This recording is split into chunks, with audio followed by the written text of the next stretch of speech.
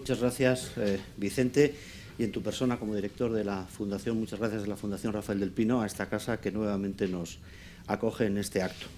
Muchas gracias a los participantes en este diálogo. Ángel y yo, al fin y al cabo, somos parte interesada, pero Nicolás Redondo y Josep Piqué pues, han tenido que hacer un hueco en su agenda para estar aquí y se lo agradecemos muy especialmente. Gracias al presidente de la Fundación, aquí presente, y al editor de esta obra. Y gracias sobre todo a todos ustedes por estar aquí. Ya saben ustedes aquello de que en Madrid a partir de las 7 de la tarde o das una conferencia o te la dan. Y en este caso pues es muy agradecer que ustedes entre todas las opciones posibles hayan decidido estar aquí.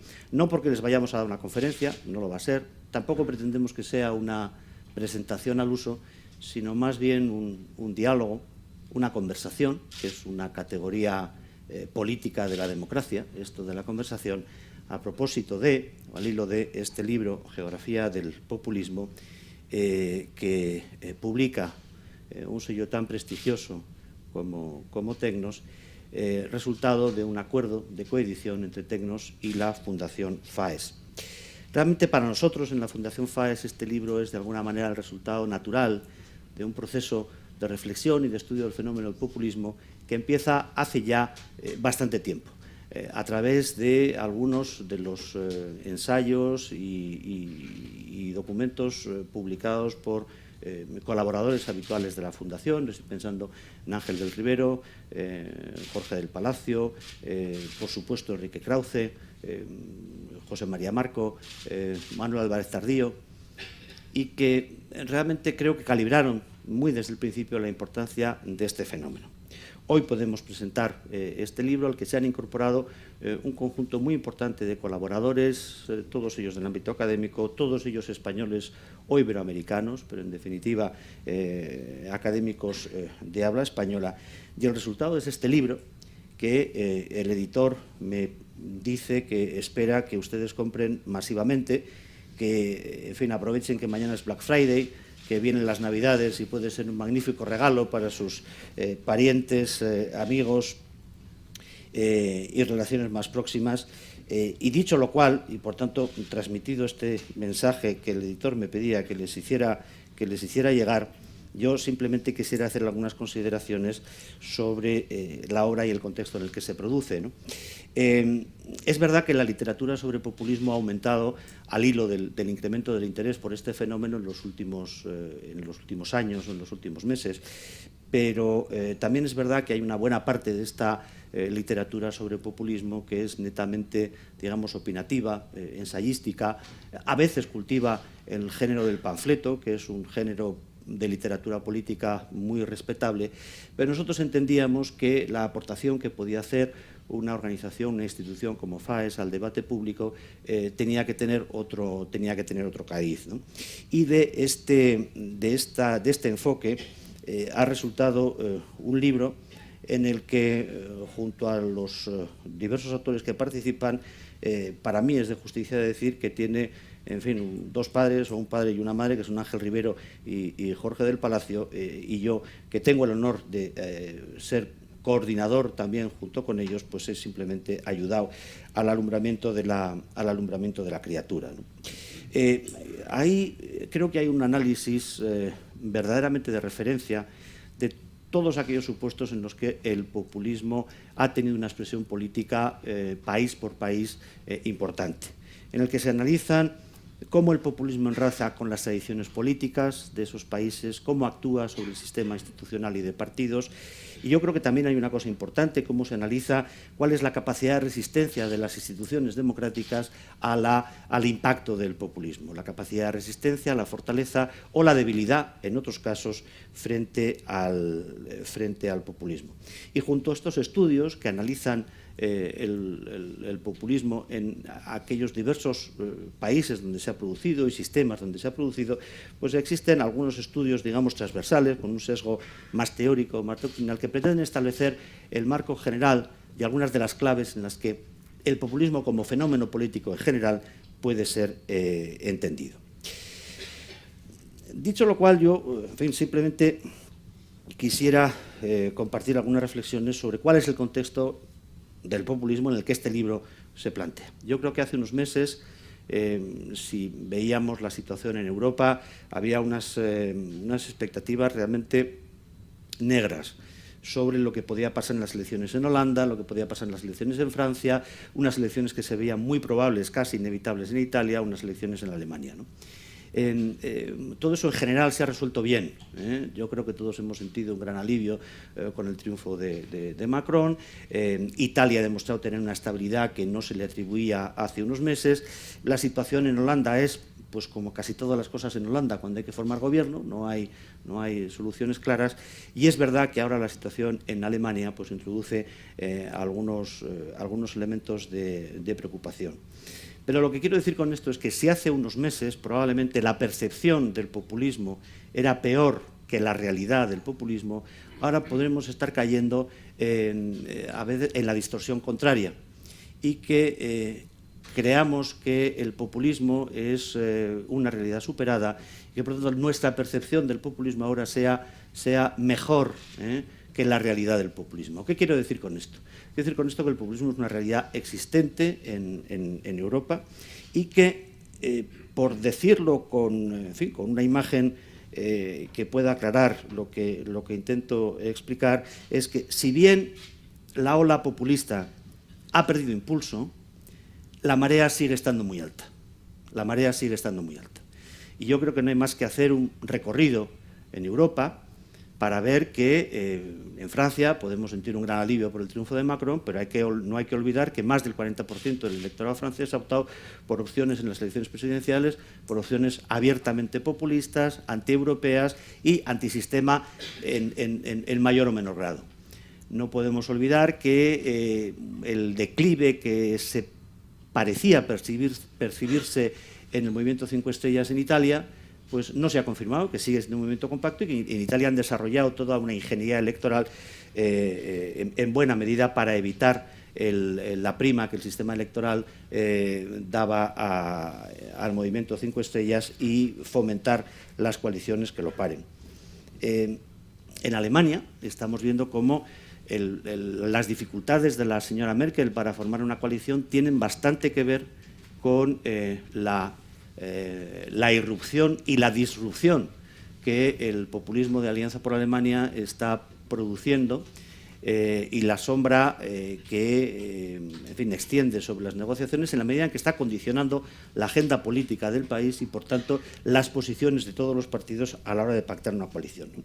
¿Y qué decir del Reino Unido, donde la cuna de la democracia parlamentaria, la cuna de la soberanía parlamentaria, pues ha convertido el Parlamento en una institución zombie, en una especie de espectro que busca su lugar en este inmenso marasmo que se ha producido después del referéndum por el que los británicos han decidido abandonar la Unión Europea. Esto está produciendo una verdadera revolución constitucional en el Reino Unido de proporciones y con efectos que probablemente todavía no somos capaces de calibrar. Por tanto, hay una redefinición de la política europea, en mayor o menor medida, en clave populista. Los populismos están condicionando el sistema de partidos en muchos países y claramente están condicionando la agenda política europea.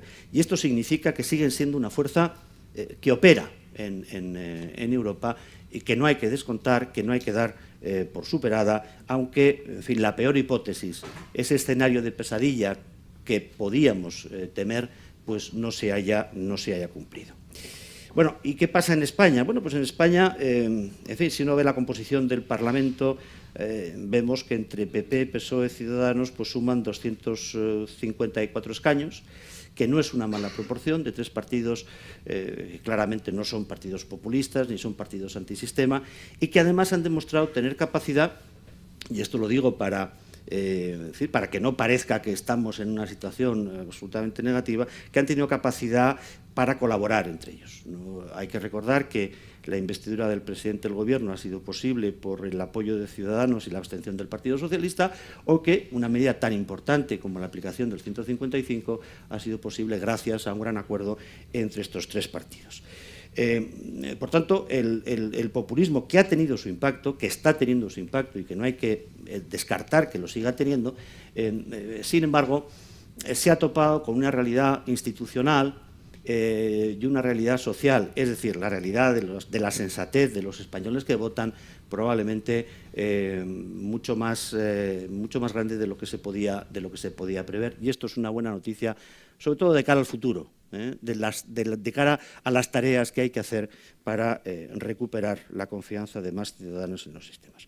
Ahora bien, en España tenemos dos populismos de libro, literalmente de libro. Tenemos un populismo, digamos, más o menos convencional, representado por Podemos y todas sus organizaciones asociadas, y tenemos un populismo que se ha ido desarrollando hasta límites casi impensables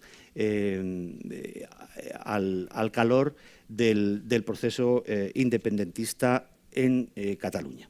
La verdad es que la simbiosis entre el nacionalismo y el populismo, al que yo dedico el ensayo que se incorpora en este libro, pues es una simbiosis ya muy acreditada. El populismo conoce bien el potencial subversivo del nacionalismo, a la hora de destruir, de poner en jaque instituciones, y en este caso el nacionalismo independentista es un aliado objetivo del populismo en su finalidad, en su meta de destruir lo que llaman el régimen del 78, creo que claramente son dos fuerzas perfectamente combinadas, pero a su vez el independentismo ha recurrido a las técnicas del populismo y a la construcción discursiva del populismo para poder ampliar su apoyo social. El independentismo hace mucho tiempo que sabe, aquí, en Escocia, en otros países, que realmente un discurso identitario tiene unas limitaciones prácticamente insuperables y por lo tanto tiene que ampliar su audiencia.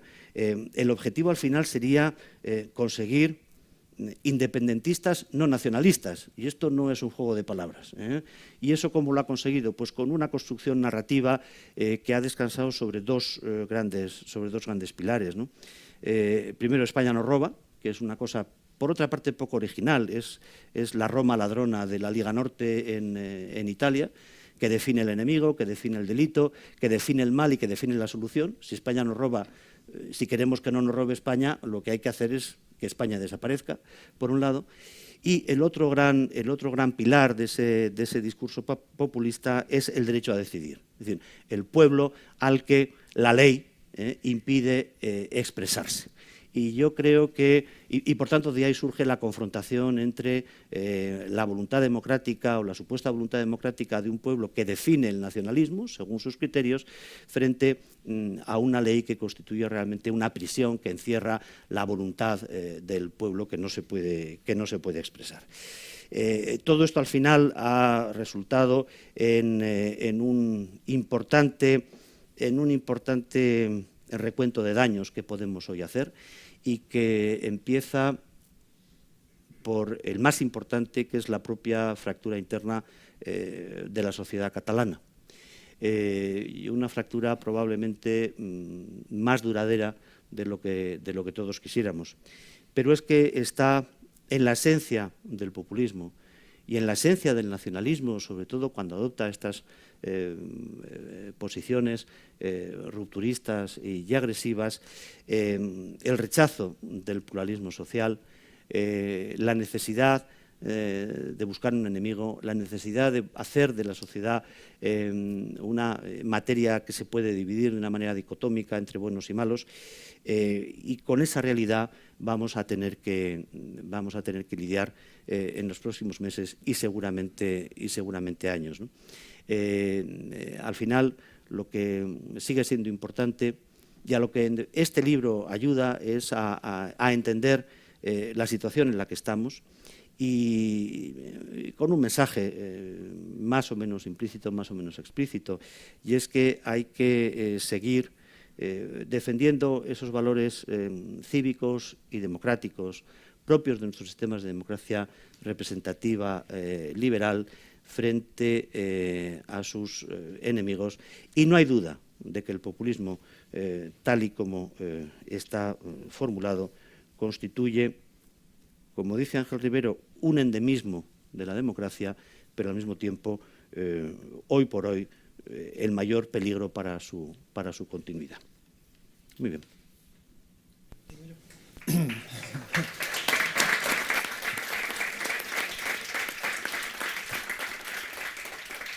Bueno, buenas tardes. Yo quería también empezar agradeciéndoles que estén aquí, a la Fundación que nos ha acogido y a la editorial Tecnos y al patrocinio de FAES por haber hecho posible este libro.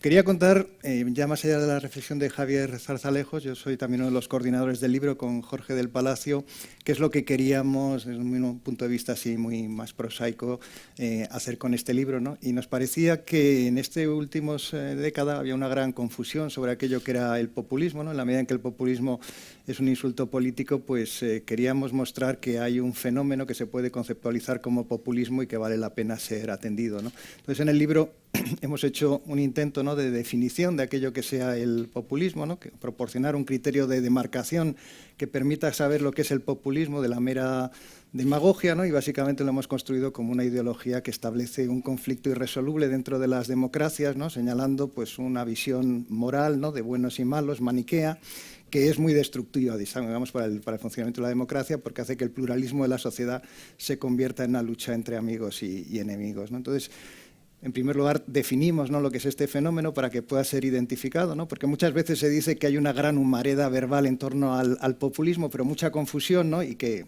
esa humareda en sí mismo señala que hay un incendio, ¿no? Y ese incendio, lo que mostramos en el libro a través de esta idea de la geografía del populismo, es un incendio que históricamente se originó en América, ¿no?, también en algún sitio más, ¿no?, pero que es un incendio pues, que también de alguna manera se ha extendido a todo el continente europeo, ¿no?, de este a oeste y de norte a sur, ¿no? En segundo lugar, queríamos ver qué es lo que, cuál es el resultado, ¿no?, del populismo, de las experiencias populistas para la democracia, ¿no?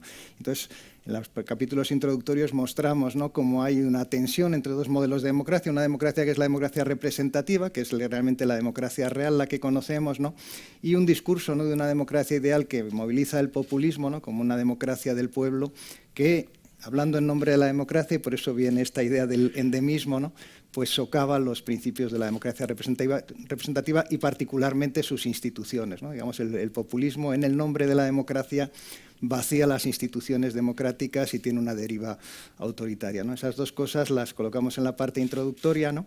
Y después hemos querido mostrar en esta geografía del populismo, pues todos, bueno, no hemos agotado todos los casos porque al contabilizarlos hemos descubierto que esta epidemia, ¿no?, populista es de unas dimensiones sobresalientes. Hemos atendido a los 4 casos históricos más relevantes, ¿no?, que son el caso de los Estados Unidos y Rusia en el siglo XIX, que son casi anecdóticos, pero que han dejado una huella, ¿no?, en la concepción populista, que tiene que ver con una desconfianza hacia el establishment y las élites, ¿no?, como algo que forma parte de la tradición norteamericana aristocrática, y en el caso ruso una idealización del pueblo como un sujeto mítico, bondadoso y virtuoso, que son 2 elementos que forman parte de todos los discursos populistas, ¿no? Después atendemos en ese terreno de las experiencias históricas el caso de Brasil, de Getúlio Vargas, ¿no?, y de Perón en Argentina, y de ahí pasamos a la comparación de los casos contemporáneos, ¿no? En los casos contemporáneos atendemos a 8 ejemplos americanos, ¿no?, y a 20 ejemplos europeos, ¿no?, lo cual señala hasta qué medida, y no lo agotamos todos los casos europeos porque hay algo, los pequeños países los hemos tenido que dejar necesariamente fuera, ¿no? Y a través de esta comparación, que yo creo que una de las cosas que ha señalado Javier y que es interesante de este libro es que está hecha por autores de lengua española, ¿no?, y cualquiera que vea la nómina de los que hay, pues hay ecuatorianos, bolivianos, argentinos, españoles, por supuesto, en fin, una nómina muy alta de académicos, pues permitimos, ¿no?, sin forzar, ¿no?, la idea de la comparación, que el fenómeno quede ilustrado no a través de una visión, digamos, impresionista, ¿no?, de pequeñas pinceladas, sino a través del tratamiento, ¿no?, de cada uno de los casos, ¿no?, pues que la comparación esté fundamentada, ¿no? Y una de las cosas importantes que queríamos en la manera en que hacíamos el libro era hacer un libro que fuese académico en sus argumentos y en su bibliografía y en su fundamentación, y al mismo tiempo que fuese un libro que se leyese muy fácilmente. O sea, queríamos compaginar, ¿no?, digamos, los valores de un libro divulgativo, que es amable con el público, y al mismo tiempo el rigor académico, ¿no? Entonces, si se acercan al libro verán que los capítulos son muy cortos, ¿no?, pero suficientemente informados, ¿no?, que la bibliografía es muy amplia, pero la hemos dejado al final para quien quiera profundizar en los en los casos, ¿no? Y que creemos, ¿no?, que el libro se lee de una manera ágil y amable, ¿no? Son muchísimos casos, ¿no?, pero se pueden leer en distintos órdenes, se puede empezar por los capítulos introductorios, se puede leer por regiones, se pueden leer históricamente, se pueden leer uno a uno y todos ellos tienen independencia para hacer que, en fin, hacer esta que era nuestra ambición, una contribución a un debate que, como se ha señalado antes por Javier, está muy mediado por libros, yo creo que muchos de ellos apresurados, muy ensayísticos, ¿no?, que empiezan a ocuparse del populismo sin haber analizado correctamente el fenómeno y sin tener una definición, digamos, operativa, ¿no?, de aquello que sea populismo, ¿no?, y su relación con la democracia, y que nos parecían, pues, que más que proporcionarnos la claridad que necesita la opinión pública, pues sembraban cierta confusión, ¿no? Nosotros también, al final, claro, colocamos nuestra receta, ¿no?, sobre la deriva, ¿no?, el peligro de la deriva populista en relación a la democracia y las posibles... y los posibles recursos, ¿no?, para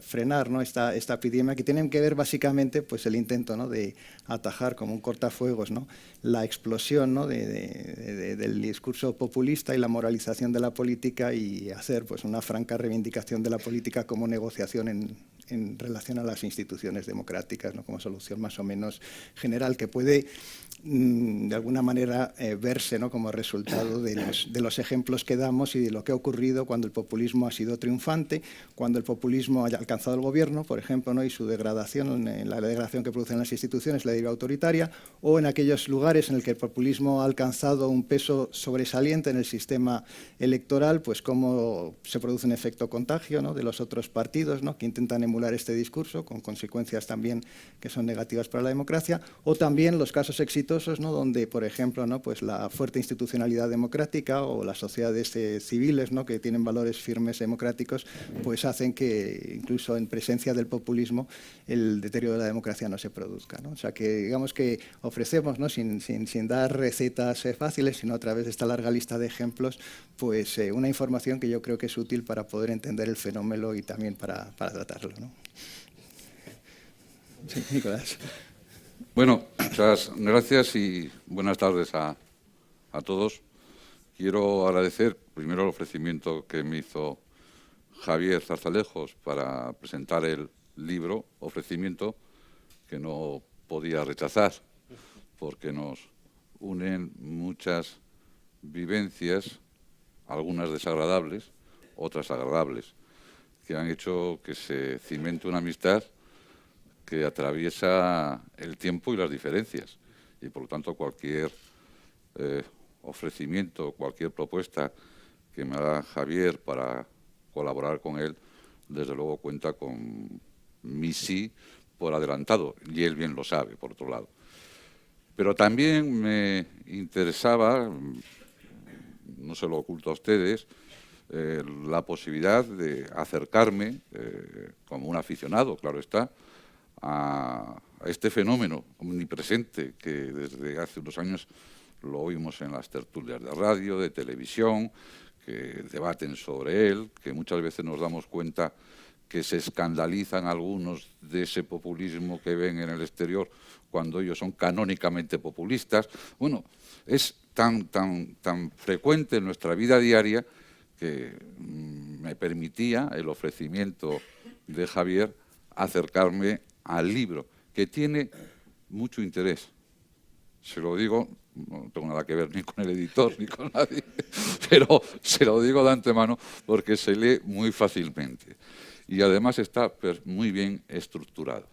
Por una parte tiene la primera, que es teórica, que es una parte científica, podríamos decir, ideológica, sobre el populismo, que nos da unos parámetros para que no hablemos a humo de pajas, para que no nos confundamos, para que nos expresemos medianamente bien, sobre todo los que en alguna ocasión tenemos que hablar a través de los medios de comunicación a los ciudadanos.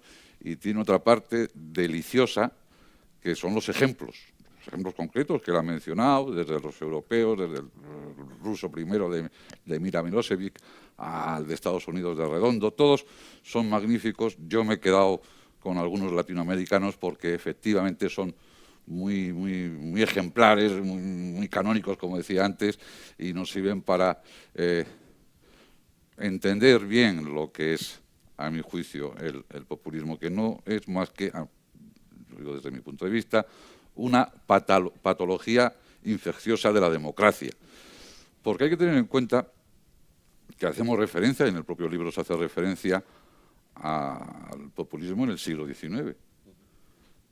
Pero si somos minuciosos, podemos hablar del populismo en el siglo VI y VII antes de Cristo en las ciudades griegas.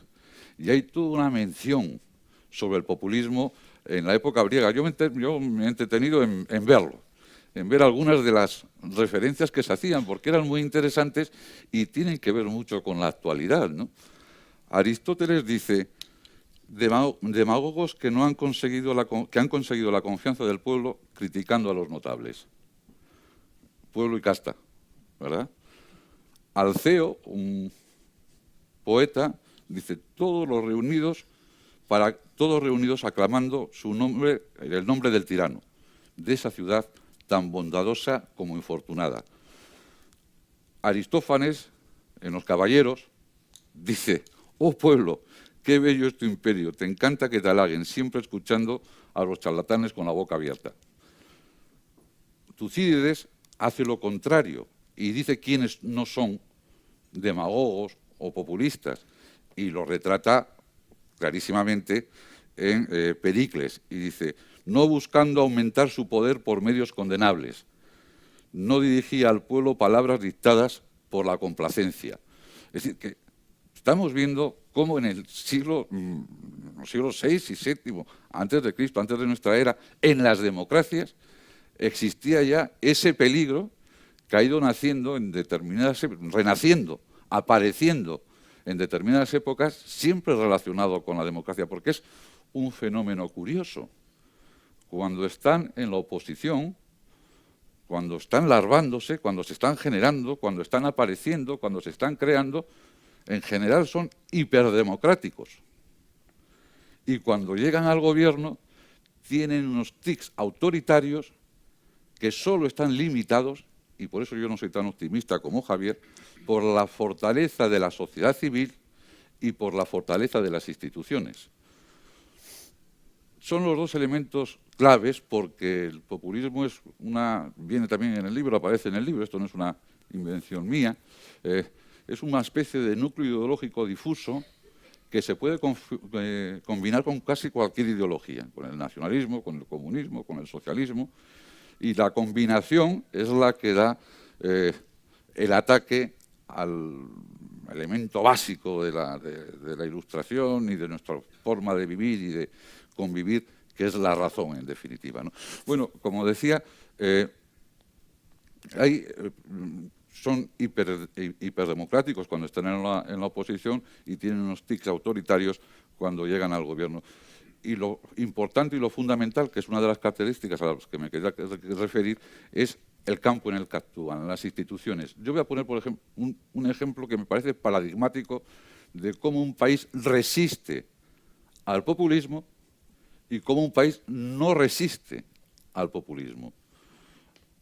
Franklin Delano Roosevelt gana las elecciones con un 50 y tantos % y hace esa política de la nueva frontera, que es alguna parte de esa política llevada al Tribunal Supremo de Estados Unidos, que declara inconstitucional alguna de las medidas de Roosevelt.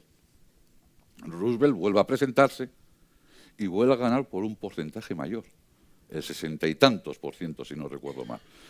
Y habiendo visto cómo el Tribunal Supremo se había opuesto a algunas de sus medidas, hace desde la radio y luego en todos los medios que estaban a su alcance, que no eran pocos, teniendo en cuenta la mayoría que había tenido, una campaña para establecer la jubilación de los miembros del Tribunal Supremo y la sustitución de 6. Eso pasa a la Cámara de Representantes y al Senado. Y después de muchos cabildeos, de muchos dimes y diretes, Roosevelt es derrotado. No hay un cambio del Tribunal Supremo estadounidense. El equilibrio de poderes, las instituciones en Estados Unidos vuelven a ganar. Lo que nos permite ahora no tener confianza en el actual presidente, sino en las instituciones de Estados Unidos, porque se han ido fraguando en ese equilibrio, en ese combate que les ha ido fortaleciendo durante su historia, que es menor que la nuestra, pero es muy intensa y democráticamente, desde luego, es más amplia. En la misma época, un poco más tarde, en el 46, es elegido presidente de Argentina Perón, después de haber sido ministro de Trabajo. Y después de un golpe de Estado por el que le nombran ministro de Trabajo en el 43. Perón hace unas medidas, hace un acuerdo con los sindicatos y los gremios, y algunas de las medidas de su época de ministro de Trabajo son declaradas inconstitucionales por la alta jerarquía judicial de Argentina. Inmediatamente que es elegido presidente, desde la Cámara de Representantes piden la dimisión de 6 de los miembros del Tribunal, o de 5 de los miembros del Tribunal Supremo de Argentina, si no recuerdo mal. En poco tiempo logran que uno se vaya y 3 dimitan. Y son sustituidos en el Tribunal Supremo de Argentina por miembros afines a Perón. Ahí vemos cómo el Poder Ejecutivo se impone primero a la Cámara de Representantes y cómo se impone después a la justicia, cómo se rompe el equilibrio de poderes y cómo el país se debilita institucionalmente. Dicho esto, solo hace falta que veamos el capítulo de Perón en el libro, cómo va todo después de esas medidas dirigido al enaltecimiento cuasi religioso del líder y estableciendo una relación directísima, exclusiva, del líder con el pueblo, con una intermediaria que era Eva Perón, una intérprete que era Eva Perón. Bien, esa es una de las características fundamentales del populismo.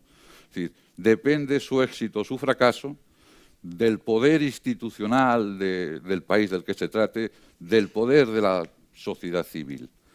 Segunda característica del populismo, a la que me voy a referir también muy brevemente, es que el único hecho político relevante para el populismo es la confrontación entre amigo y enemigo. Todo lo demás sobra, todo lo demás perturba, todo lo demás confunde.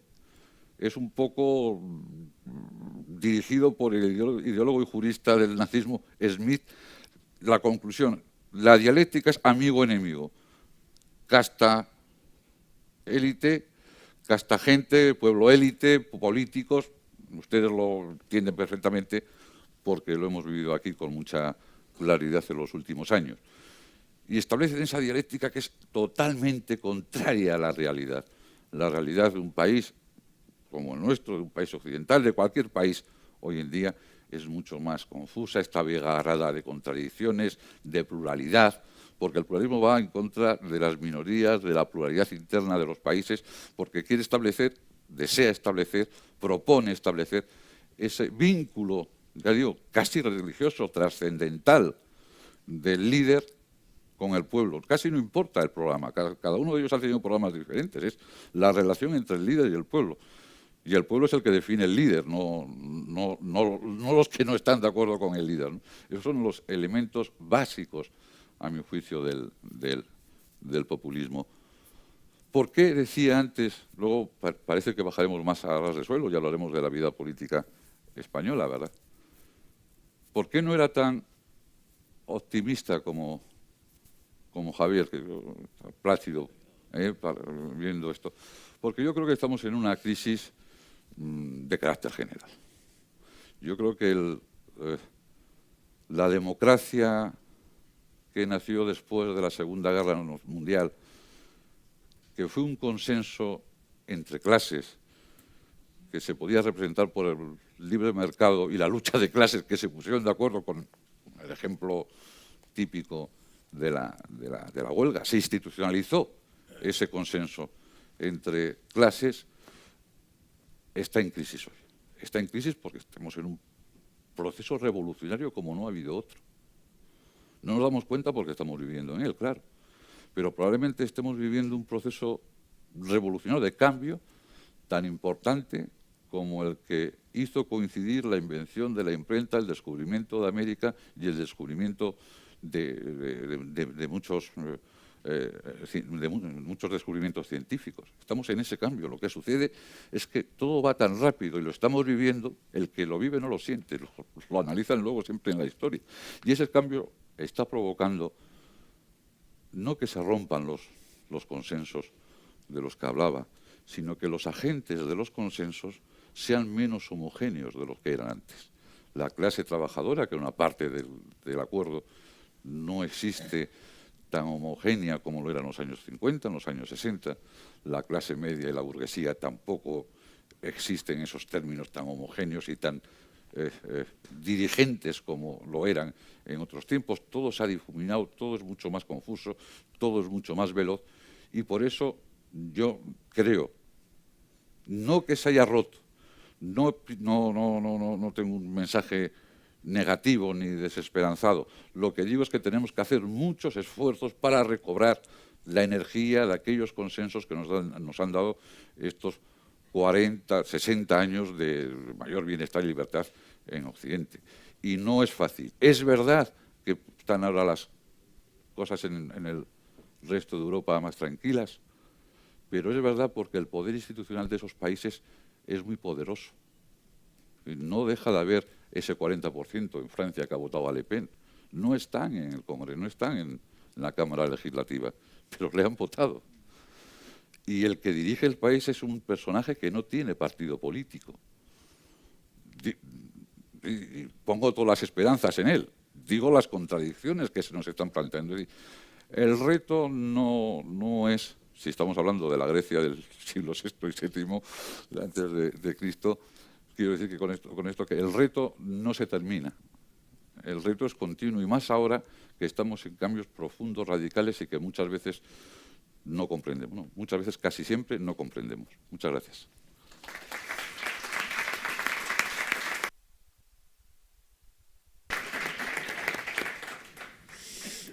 Pues muchas gracias. Buenas tardes a todos. Gracias a Fundación Rafael del Pino por su hospitalidad.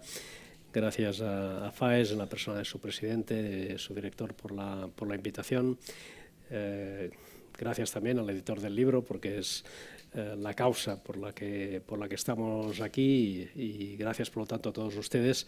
Y gracias en particular por compartir esta mesa, tanto con Javier como con Ángel, y particularmente con Nicolás, que es una persona a la que aprecio y admiro desde muchos puntos de vista. Por tanto, para mí es un gran placer. Tengo poco que añadir respecto a lo que ya se ha dicho, respecto a la geografía de los populismos, respecto al planteamiento intelectual del libro, o respecto a reflexiones de carácter más conceptual que ha hecho Nicolás y que comparto al 100%, ¿no? Tan solo probablemente algunos comentarios que después nos den espacio para un debate, para un coloquio entre nosotros mismos y, desde luego, con ustedes, ¿no? Me quedo con una frase inicial de Javier Zarzalejos, ¿no? Aunque la reformulo, ¿no? Hace relativamente poco tiempo nos parecía que el populismo era un tsunami, que podía acabar con todo. Y, de hecho, en Europa, por ejemplo, hemos pasado un año en el que hemos vivido peligrosamente, porque hemos estado muy pendientes de contiendas electorales que no solo ponían en riesgo el concepto de democracia representativa y de la filosofía política que ha estado detrás de la construcción, de la reconstrucción política de Europa después de la Segunda Guerra Mundial y después del trauma de los totalitarismos, sino que ponía en riesgo fundamentalmente el proyecto político europeo. Y uno de los principales objetivos de los populismos de diverso tipo que existen y que hemos conocido y que siguen estando ahí, pues uno de los objetivos fundamentales era acabar con el euro y, de paso, acabar con el proyecto político europeo. En este año que hemos vivido peligrosamente, pues yo creo que hemos salvado los muebles. Dicho de una manera absolutamente coloquial, en general, no siempre, no ha sido así en el Reino Unido, pero en general han ganado los buenos. pero han ganado los buenos con un matiz, y es que esa victoria de los que llamamos buenos pone de relieve también una crisis profunda de los sistemas políticos de representación tradicionales y convencionales que hemos tenido en Europa desde el final de la Segunda Guerra Mundial, ¿no? No es una casualidad que el presidente de Austria, que ganó en términos futbolísticos por rebotes, y después de una repetición de elecciones, o sea, no somos una anomalía los españoles a la hora de repetir elecciones, ¿no? Igual los alemanes tienen que caer también en esta anomalía relativamente pronto, ¿no? Pero después de una repetición de elecciones, pues gana la presidencia un señor que efectivamente no es antieuropeísta, que tiene componentes populistas también en su discurso, pero que efectivamente no es el representante de lo que convencionalmente llamaríamos la extrema derecha populista, que era su adversario. Y eso ha sido una buena noticia, pero esa buena noticia tiene otra cara, y es que ni el Partido Conservador austriaco ni el Partido Socialdemócrata austriaco, que han sido los dos grandes pilares de la democracia austríaca desde el final de la Segunda Guerra Mundial, pues han sido actores secundarios, ¿no? No han tenido nada que jugar. Lo mismo, pero con matices, cabría decir de Holanda, ¿no? Porque al final, efectivamente, el señor Wilders no tiene un resultado que le permita aspirar a formar parte del gobierno. Están todavía intentando conformar uno, eso es un tema muy, muy complejo, pero sí que es cierto que una de las consecuencias de todo lo que ha sucedido es que el Partido Socialdemócrata holandés pues ha perdido un enorme apoyo y se ha convertido en un actor marginal en la vida política holandesa. Por no hacer la exposición muy larga, me quedo con Francia. En Francia, en la segunda vuelta, es verdad que por enormes errores del candidato gaullista, pero es verdad que en la segunda vuelta pasan dos candidatos que no son de ninguno de los grandes partidos, ni del Partido Gaullista ni del Partido Socialista francés. Y al final gana el señor Macron con un partido recién creado y con una articulación política que intenta recoger elementos de unos y de otros, que evidentemente es europeísta a la francesa. Europeísta a la francesa, pero que es infinitamente mejor que la alternativa, ¿no? Por tanto, bueno, se han ido salvando los muebles, pero nos tenemos que quedar con un mensaje, y es que detrás de todo lo que ha sucedido, a pesar de que hemos salvado los muebles, seguimos estando en una fase de crisis de nuestro sistema tradicional de representación política a través de las fuerzas políticas convencionales que la han protagonizado desde el final de la Segunda Guerra Mundial. Bien, por tanto, yo estoy de acuerdo con Javier Zarzalejos, hemos salvado los muebles y esto no es un tsunami, que lo hubiera podido ser. Pero estoy de acuerdo también con él en que la marea sigue alta. La marea sigue alta porque ese electorado está ahí y si no se hacen las cosas bien, en algún momento todo esto efectivamente se puede volver a retroalimentar y a reproducir, ¿no? Por no poner el énfasis en el escepticismo. El propio repaso del libro nos dice que, bueno, siempre ha habido populismos. Yo no me remontaba a la antigüedad clásica, no quería remontar a la antigüedad clásica, pero está muy bien lo que ha dicho Nicolás, ¿no? Efectivamente, populismos ha habido desde la antigüedad, ¿no? Desde la antigüedad, y han tenido muchas plasmaciones. Pero el propio repaso del libro nos dice que hay determinadas regiones del mundo en las que ha habido expresiones populistas muy serias y que en buena medida las han superado. Yo creo que el ejemplo paradigmático es América Latina, ¿no? América Latina ha sido pasto de todo tipo de populismos en su historia relativamente reciente, en los últimos 100 años, y en estos momentos pues, el fenómeno está bastante delimitado, bastante limitado, y además con resultados efectivamente que no invitan a su emulación, y es un buen ejemplo de madurez de las sociedades latinoamericanas. E históricamente podemos hablar evidentemente también de nuestro propio continente, ¿no? de Europa. Por tanto, populismos ha habido siempre. Ahora podemos pensar que hay una cierta fase de reflujo, pero evidentemente siguen estando ahí y en cualquier momento, como hay una crisis del sistema de representación política al que intentaré referirme luego, pues se pueden reproducir. Segundo comentario, ¿no? ¿Por qué nos preocupa ahora tanto el populismo si lo ha habido siempre? Si tenemos larguísimas experiencias históricas de populismos de todo tipo. Si en Europa, antes de la Segunda Guerra Mundial, pues vivimos el pujadismo en Francia, vivimos el ascenso del fascismo y del nazismo, y hemos visto en España, pues teníamos al Partido Radical de Alejandro Lerroux, que es lo que más se parecería hoy a una expresión populista. ¿Por qué ahora estamos expresando esa preocupación?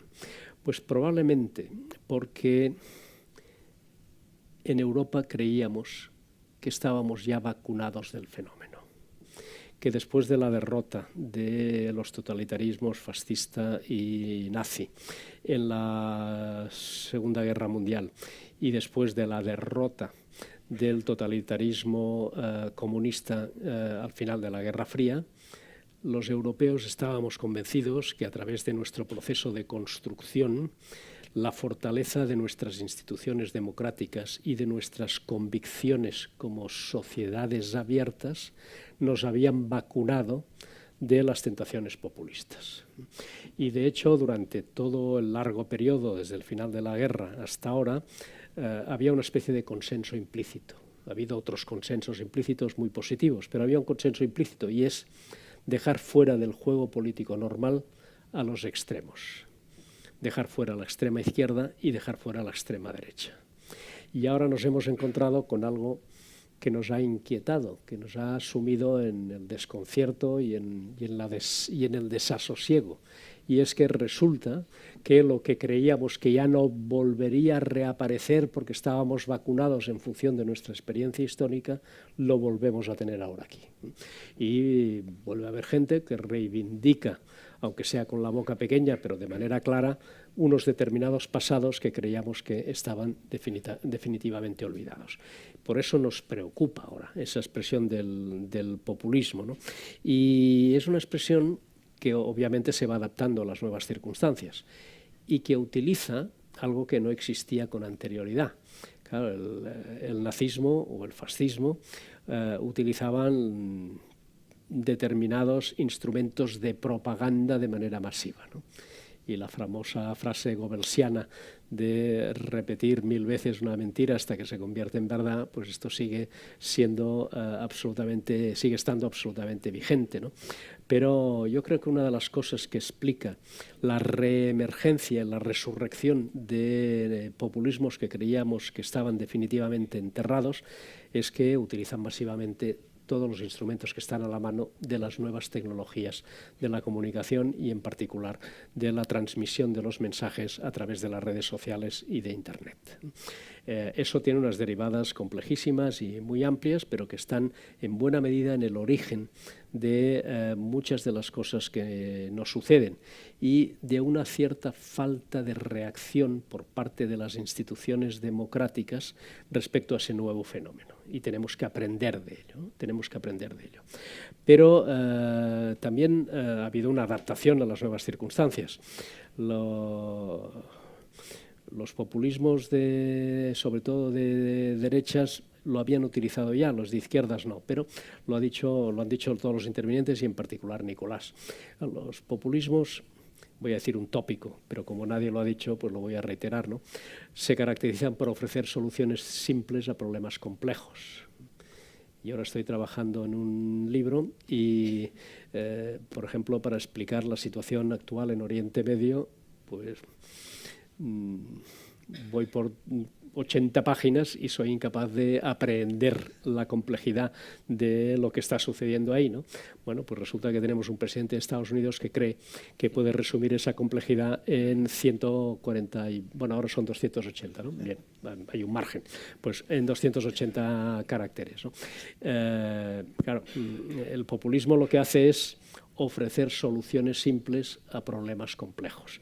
Eso es el nacionalismo también, y esa simbiosis ahí está muy clara. Usted tiene un problema, no se preocupe, con la independencia se lo voy a resolver, ¿no?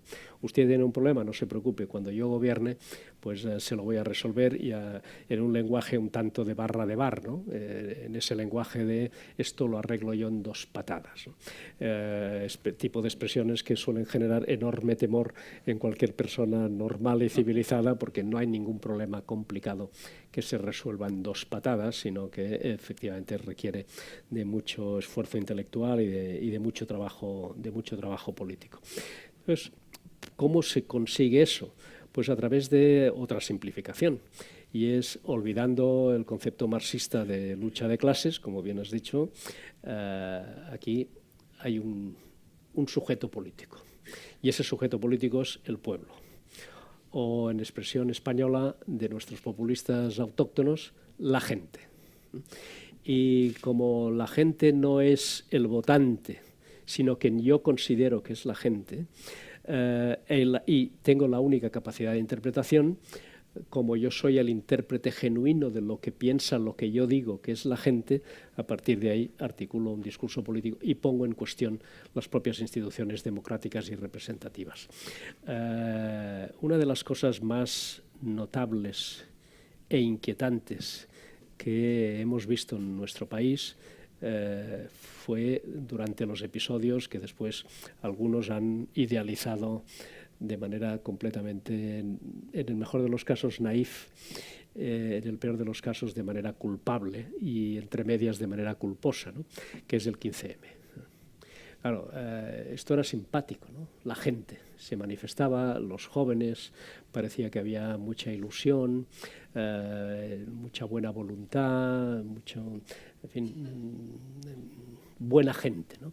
Pero cuando sacaban sus lemas diciendo ustedes no nos representan, o democracia real ya, pues uno se empezaba a preocupar, ¿no? Porque cuando le ponemos un adjetivo a la democracia, esto suele funcionar mal, ¿no? Los comunistas llamaban a sus sistemas políticos dictatoriales y totalitarios democracias populares, ¿no? Franco le llamaba a su régimen democracia orgánica. Y así podríamos seguir poniendo muchos ejemplos. Cuando le ponemos adjetivos a la democracia, solemos acabar mal. Y cuando se pide democracia real, la pregunta más inmediata es ¿y eso qué quiere decir? ¿No? Porque quiere decir que no te vale la nuestra. ¿Y cuál es la alternativa y el contenido de esa eventual democracia real, ¿no? Por eso yo creo, siguiendo el hilo de Nicolás, ¿no? Que hay que combatir políticamente con muchísima decisión el fenómeno, pero no solo descalificándolo por sus mentiras, por sus simplificaciones, por sus burdos planteamientos, por manipular, que todo eso también, ¿no? Sino que lo que hay que hacer es defender el valor de nuestras instituciones democráticas y de nuestro sistema de democracia representativa tal y como la conocemos. Y eso significa recuperar algo que efectivamente ha salido muy deteriorado fundamentalmente por la crisis profundísima que hemos vivido y que ha tenido muchos perdedores y que ha tenido muchas consecuencias negativas y que ha supuesto una quiebra de buena parte del contrato social que se había establecido, ¿no? Y es recuperar el vínculo afectivo que se ha deteriorado enormemente entre las instituciones democráticas y los ciudadanos libres, ¿no? Que pueden llegar a que han llevado algunos a la conclusión de que efectivamente no nos representan. Esas instituciones en las que creíamos no me han dado respuesta a mis problemas concretos y en cambio hay otros que me están ofreciendo soluciones que ya sé que son simples, que probablemente son inaplicables, pero que dan respuesta a mis inquietudes. Y la recuperación de ese vínculo afectivo entre la ciudadanía y las instituciones democráticas propias de un sistema representativo, a mí me parece que debe formar parte fundamental de un discurso que no solo tiene que ser de carácter negativo combatiendo los argumentos del contrario, sino de carácter positivo diciendo no tenemos mejor alternativa que el sistema en el que hemos estado viviendo y que nos ha dado libertad y prosperidad y que nos ha permitido seguir en una sociedad abierta. Un último apunte, ¿no? No solo ha sido la crisis económica. Hay algo que ha afectado enormemente a la ruptura de ese vínculo afectivo entre ciudadanos e instituciones democráticas, que es la corrupción. Y sobre todo la percepción de que no se ha combatido suficientemente la corrupción. No digo la realidad, digo la percepción de que no se ha combatido suficientemente la corrupción. Y por lo tanto, si queremos luchar efectivamente contra los populismos, más allá de desmontar sus argumentos falaces, tenemos que tener un discurso muy coherente, muy sólido, muy potente de defensa de lo que significa nuestro sistema democrático, y eso también implica ser muy claros en evitar que ese inicio de cáncer que puede llegar a ser metástasis del sistema que llamamos corrupción, pues efectivamente se convierta en eso, ¿no? Si no, es muy creíble lo del discurso de la casta, ¿no? Es muy creíble. Y la única manera de decir, oiga, no estamos hablando de casta, ni estamos hablando de élites contra el pueblo, sino que estamos todos en la transparencia del sistema, en la salud del sistema y en la confianza y el vínculo afectivo entre instituciones y ciudadanos, pues si no lo hacemos de esta manera, pues va a ser enormemente complejo cuando vuelva la otra ola, que no sé si va a ser un tsunami, podernos enfrentar a la misma. Eso implica una última cosa, ¿no? Más allá de todo lo que he dicho. Y eso vale, desde luego, para todo tipo de populismos y en particular por el nacionalismo, como se ha visto. ¿Qué hay que hacer? Pues defender la ley, defender el orden constitucional en cualquier circunstancia, defender la supremacía de la ley por encima de cualquier otra consideración, defender la división de poderes, defender la fuerza de la sociedad civil como contrapeso del poder y tener muy claro que ante determinadas tentaciones el ejercicio de la ley, de la autoridad democrática, de las instituciones democráticas puede ser enormemente disuasorio para que los populismos se expandan más allá de lo estrictamente necesario. Y si me permiten un comentario mucho más ligado a la coyuntura, pero que me permite poder explicar, porque acabo de decir lo que he dicho, todos hemos comprobado que la cárcel y las multas tienen un componente enormemente disuasorio frente a determinados tipos de populismo. Pero es una manera de decir que con la aplicación estricta y absolutamente rigurosa de la ley, amparada en la propia legalidad y en las instituciones, es seguramente la mejor vacuna para que esa ola, que sigue siendo muy grande, pero que no se ha convertido en tsunami, no corramos el riesgo de que se nos vuelva a llevar por delante, como trágicamente nos sucedió en el periodo de entreguerras en nuestro continente.